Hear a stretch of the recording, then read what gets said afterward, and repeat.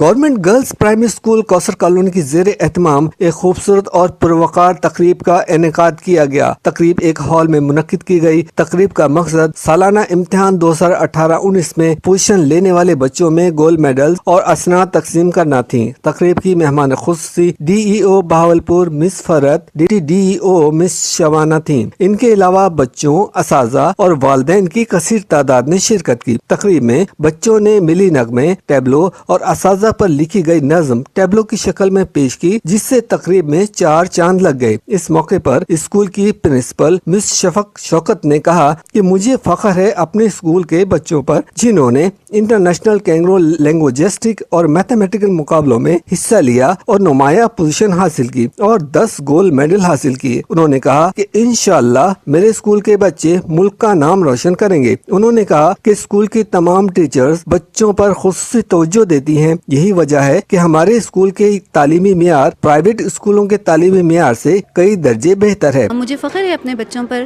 میرے اسکول کے بچوں نے انٹرنیشنل کینگرو لنگوسٹک کانٹیسٹ اور انٹرنیشنل کینگرو میتھمیٹیکل کانٹیسٹ جیسے انٹرنیشنل مقابلوں میں حصہ لیا، اور نہ صرف حصہ لیا بلکہ وہاں سے 10 گولڈ میڈل حاصل کیے۔ IKMC کمپٹیشن آنے والا ہے اور انشاءاللہ اس میں بھی ہم گولڈ میڈل حاصل کریں گے۔ اس کے علاوہ ٹویوٹا ڈریم کار کانٹیسٹ میں بھی پہلی 3 پوزیشنز میرے اسکول کی ہیں۔ مجھے اپنے بچوں پر ان کی کارکردگی پر بہت فخر ہے۔